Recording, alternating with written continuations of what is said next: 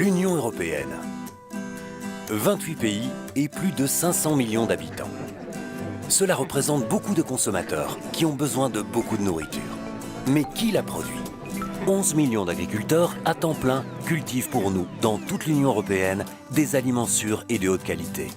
Des agriculteurs comme Jean et Emma. Jean et Emma exploitent une ferme d'environ 12 hectares, l'équivalent d'une vingtaine de terrains de football, ce qui correspond à la taille moyenne d'une ferme dans l'Union européenne. Jean et Emma cultivent des céréales, élèvent des moutons et produisent du fromage. Ce fromage, ils le vendent aussi dans leurs propres magasins, sur les marchés et même en ligne. Ils organisent aussi des ateliers de fabrication de fromage pour les visiteurs qui logent dans les chambres d'hôtes aménagées dans une grange rénovée. Ce nouveau projet a connu un tel succès qu'ils ont engagé 2 travailleurs locaux pour les aider pendant les périodes les plus chargées. Ces activités contribuent à attirer des visiteurs dans la région, ce qui profite à l'ensemble de la communauté. Aujourd'hui ressemble à une journée comme les autres. Les moutons paissent tranquillement dans les pâturages. Ils mangent l'herbe dont ils ont besoin pour être en bonne santé et produire du lait de haute qualité.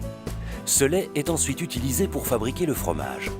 Le fromage de Jean et Emma a reçu le label bio de l'Union européenne, ce qui signifie qu'il est produit selon des règles strictes comme le respect de l'environnement et du bien-être animal. Dans la bergerie, c'est une toute autre histoire. Nous sommes au début du printemps et c'est la saison de l'agnelage. Toute la famille participe. Arthur, le fils de Jean et Emma, s'occupe du confort des agneaux nouveau-nés et de leur mère. Pendant ce temps, sa sœur Laura consigne des informations importantes, comme le poids à la naissance et nourrit au biberon un agneau affamé. Jean et Emma attachent des étiquettes aux oreilles des agneaux pour pouvoir tracer leur parcours tout au long de leur vie.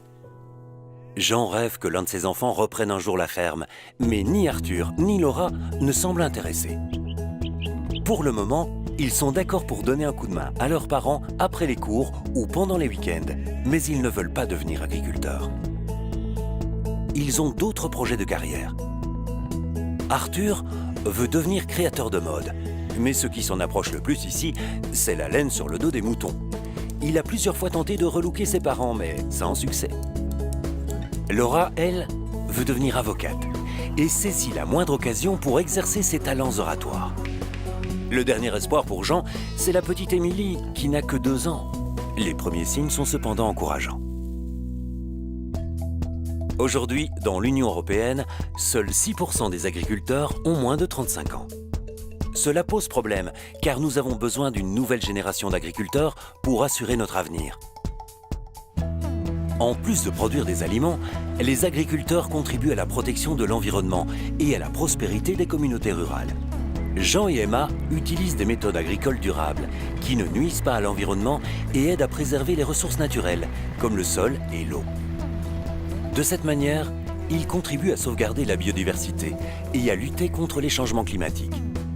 L'agriculture est un travail complexe et de tous les instants. Mais pour la plupart des agriculteurs, c'est plus qu'un métier, c'est un mode de vie, une vocation qu'ils trouvent gratifiante parce qu'ils savent à quel point leur rôle est important dans la vie des gens. Et puisque les agriculteurs produisent la nourriture dont nous avons tous besoin, l'Union européenne leur fournit un soutien pour garantir un approvisionnement en aliments sûrs et abordables dans toute l'Europe, tout en les aidant à protéger notre environnement et à préserver la vitalité de nos campagnes.